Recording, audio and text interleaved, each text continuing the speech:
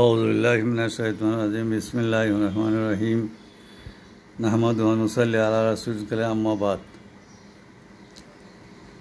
প্রিয় দেশবাসী, কৃষি জমি আজ যেভাবে ফুরে যাচ্ছে এ ব্যাপারে যদি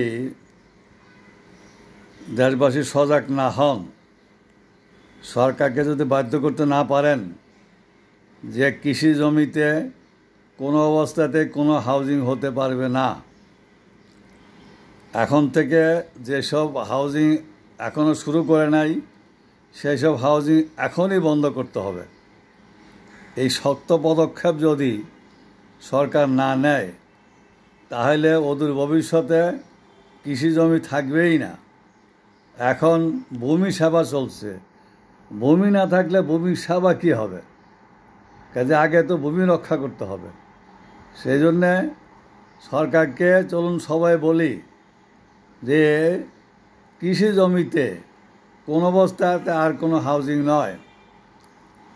এখন শুধু খালি পাকা রাস্তার পাশে কমপক্ষে 5 তলা বিল্ডিং করে তারপরে লোকদেরকে বসবাসের ব্যবস্থা করে দিতে হবে।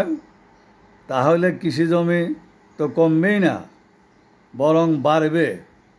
কেন, যেই সব লোক তাদের কাঁচা বাড়িঘর ছেড়ে এই পাকা বাড়িতে থাকতে আসবে তাতে কৃষি জমি অনেক বেড়ে যাবে। কাজেই এখন আমার এই বক্তব্য যদি কারোর পছন্দ লাগে তাহলে সরকারকে বলুন, এই মুহূর্তে ঢাকার আশেপাশে তো যেসব জলাশয় ছিল সবগুলো তো ভর্তি হয়ে গেছে।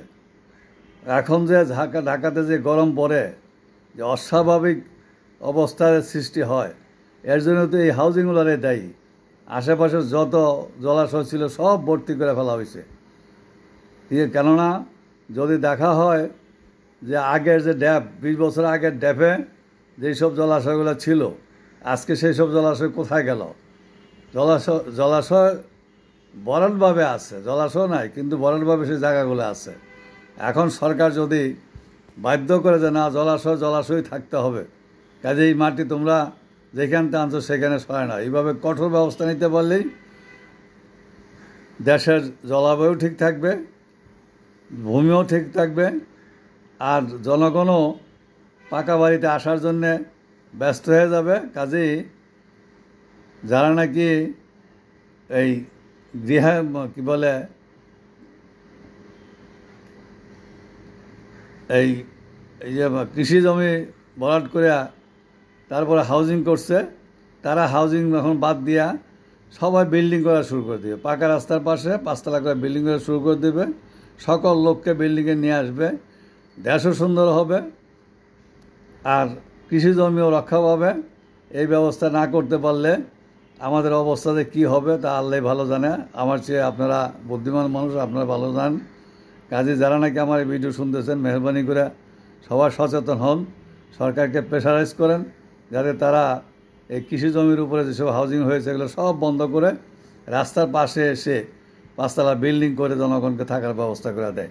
এই আবদার রেখে আমার বক্তব্য শেষ করছি। ওয়া আখিরু দাওয়ানা আলহামদুলিল্লাহি রাব্বিল আলামিন। আসসালামু আলাইকুম ওয়া রাহমাতুল্লাহি ওয়া বারাকাতুহু।